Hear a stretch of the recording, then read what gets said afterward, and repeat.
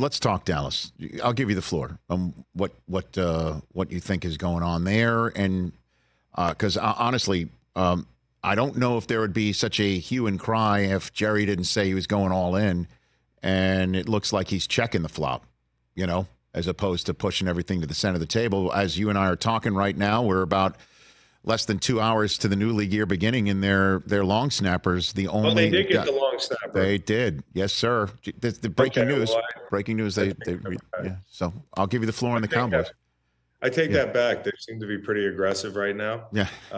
No, I mean, everybody knows the Dak situation is just kind of. I mean, you're up, what creek without a paddle. Financially, like there's not a good answer outside of like just paying Dak and having to just ride it out and hope for different results. Like, I don't know. I've gone a bunch of different ways on this to act like I have the Dallas Cowboys figured out. Like, man, I've posited that maybe they should turn back into a power football team with some of the bodies they have up front that I like. That's why I'm saying, Chris, like if you extend Dak soon enough, right, then you have some cap space. Again, I know this sounds like fantasy football, but Derrick Henry was $7 million. You know what I mean? Up to $10 million, with incentives. Why not?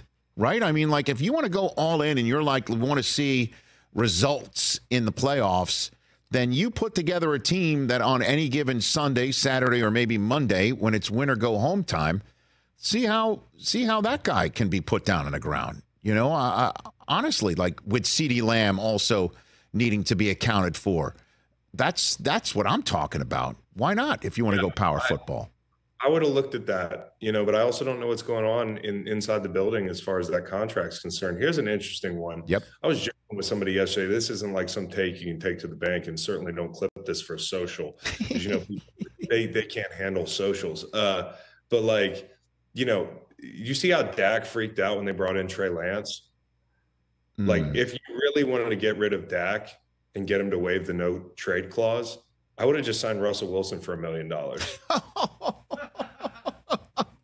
He would have waived that no trade clause so quickly. I mean, it would have been like, okay, if you want him out, if you want Dak there and you really believe he's still the answer, which, listen, like this is a fickle business where the guy was an MVP a couple months ago and then he plays bad for a month and the same thing happens in the playoffs. It's like, how fickle are we? How hot and cold are we? But when you look at the body of work, you moved on from Tony Romo, what feels like eons ago. And when you look up over the same tenure, like Dak's record in the playoffs is about the same, all the stats, where you've been. And it just feels like the definition of insanity for them. And I think Jerry's one fatal flaw has been loyalty to quarterbacks. I think he really wants, when he's in on a quarterback, he's like in, and it becomes like a personal connection. And it's hard to say, like, I don't know, it's a sunk cost fallacy, but there's, obviously he's just got so much wrapped up in this guy, and it's going to be really hard to do anything but extend him. So you're a Russ guy. You think Russ is going to find a no? Okay. No, I'm not saying I'm a Russ guy. What I am saying is, if you wanted Dak to waive his no trade clause, I see. Judging by his reaction to Trey Lance coming to town, that could have been a little bit of mental warfare that would have worked out for you. But I am a Russ guy. Like, I like Russ and everything. I think at this juncture in the offseason, I said this to Stephen A. Smith the other day, because we got to interview him, by the way. That was like awesome. Like sitting across from that dude is all energy. Oh, no doubt. I don't know how he does it. It's like, I say this, like talking to Stephen A. Smith or watching Stephen A. Smith do a monologue is like watching like a home run hitter hit the ball 500 yards or 500 feet. It's just the same.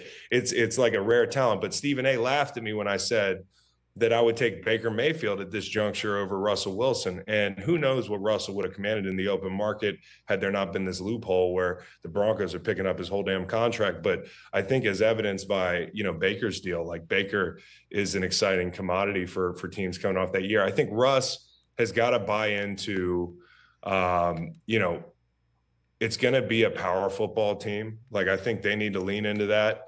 I think some of the quick stuff worries me last year. The ball was out and on the perimeter a lot. He didn't look like he wanted to hit the middle of the field like you've got to work the middle of the field with Arthur. And I think maybe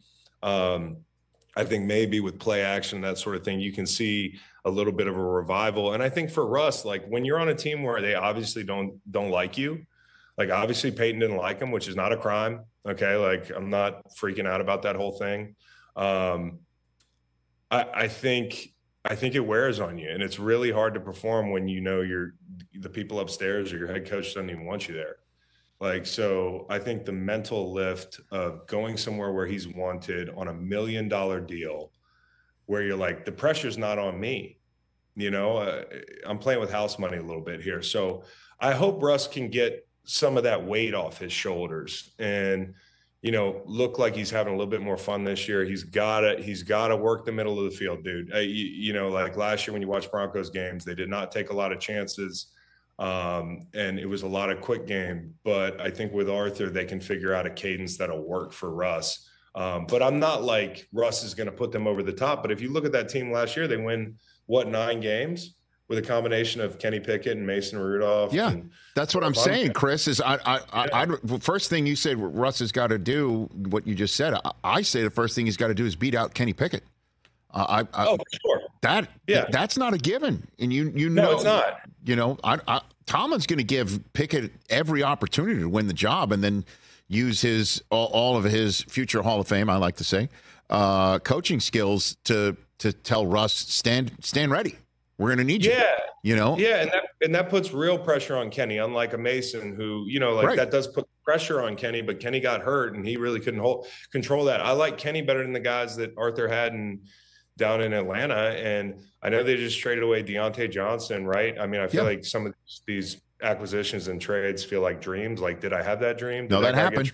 That happened. Yeah. So it was a Carolina or something, but I look at it like this, like, I think Pittsburgh's got some weapons up there. Like they're really close to being a team where you're like, okay, Nice. I'm a huge fan of George Pickens, and he's just got to continue to grow up a little bit. And I think also what'll help him is like feeling like he has a bona fide offensive coordinator and somebody to throw him the ball, whoever that is. So I like Najee.